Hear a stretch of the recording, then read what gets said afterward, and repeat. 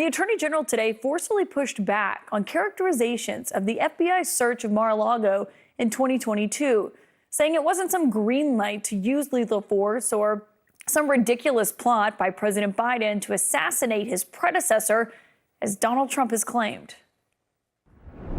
Extremely dangerous falsehoods are being spread about the FBI's law enforcement operations. Heinous threats of violence being directed at the Justice Department's career civil servants. I will not be intimidated, and the Justice Department will not be intimidated. Garland warning his Republican critics that the baseless attacks are putting law enforcement in harm's way. Yet here is Donald Trump today, still pushing some of those claims. Crooked Joe Biden's DOJ, in their illegal and unconstitutional raid of Mar-a-Lago, authorized the FBI to use deadly lethal force. Can you believe that? No, you can't actually believe that because it's not true.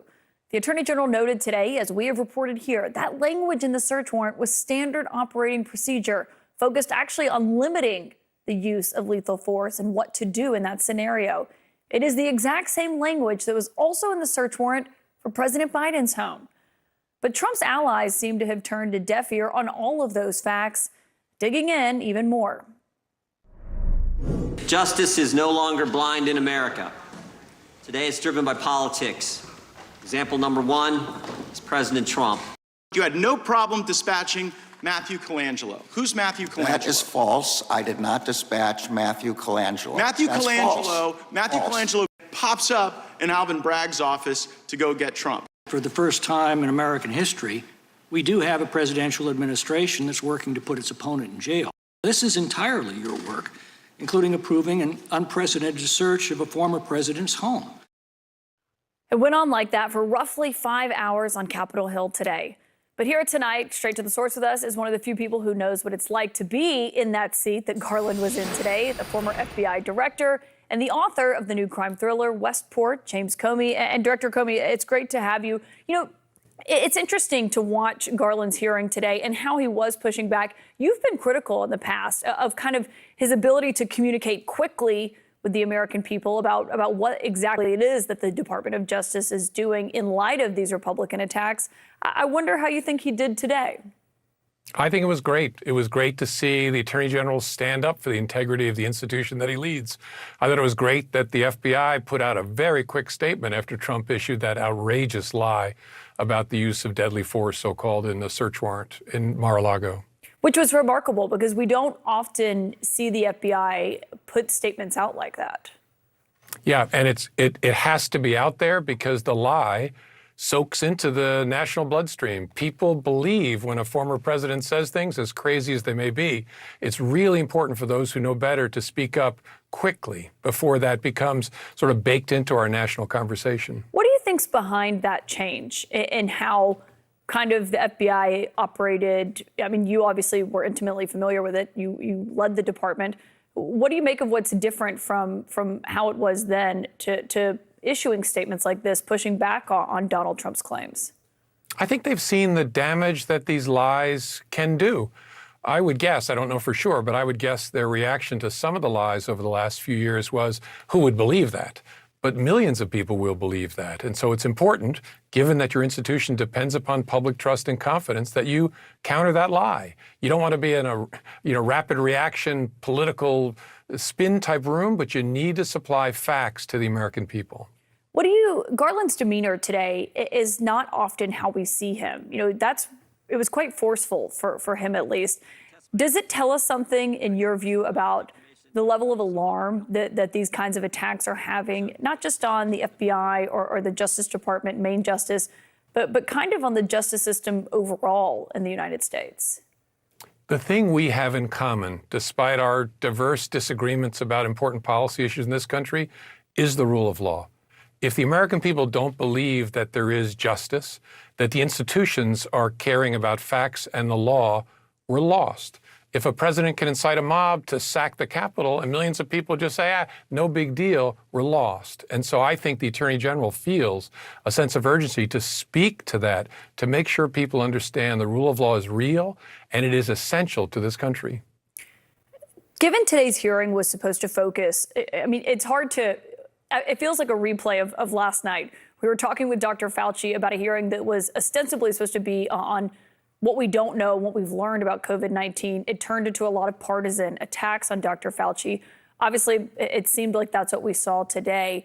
What this was supposed to be about was Garland requesting President Biden to assert executive privilege over audio tapes of his interview with his special counsel, Robert Hur.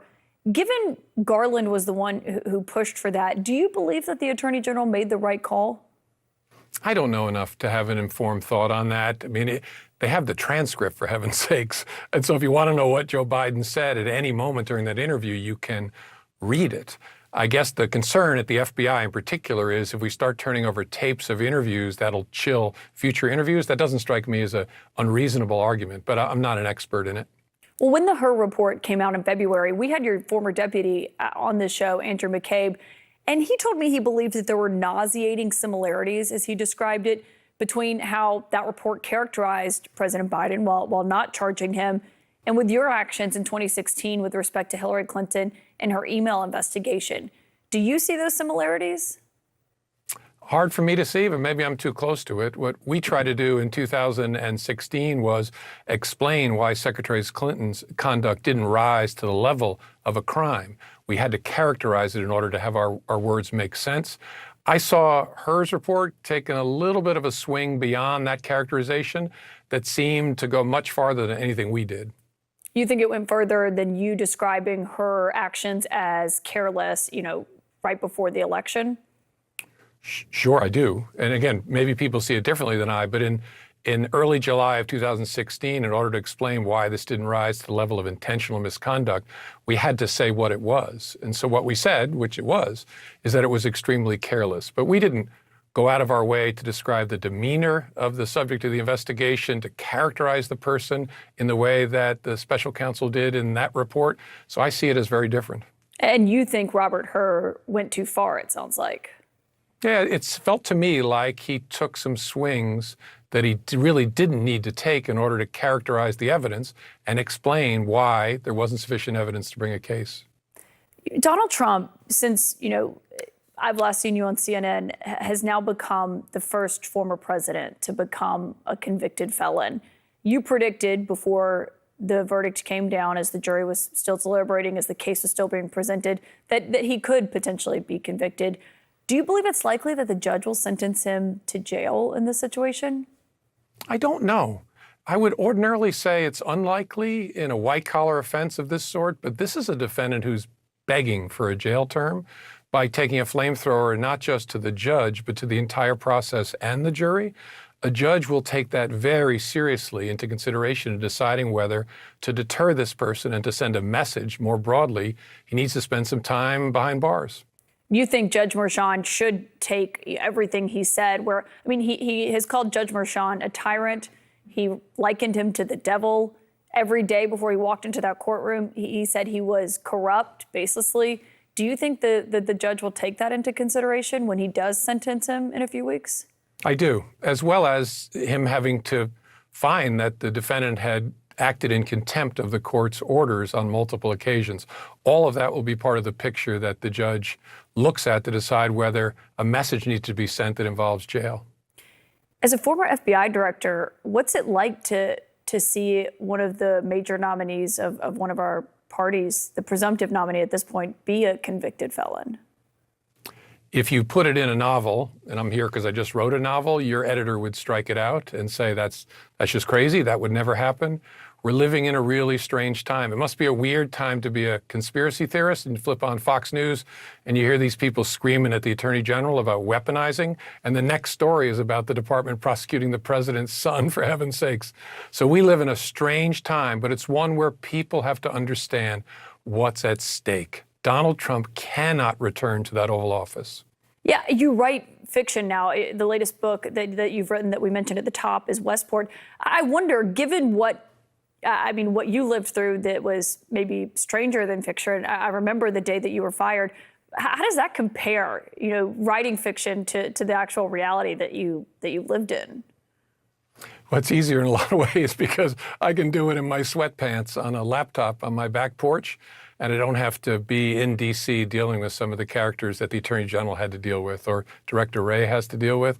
So it's freeing in a way, and I haven't written any DC-based plots yet. It feels too icky to me, but maybe I'll get to it at some point.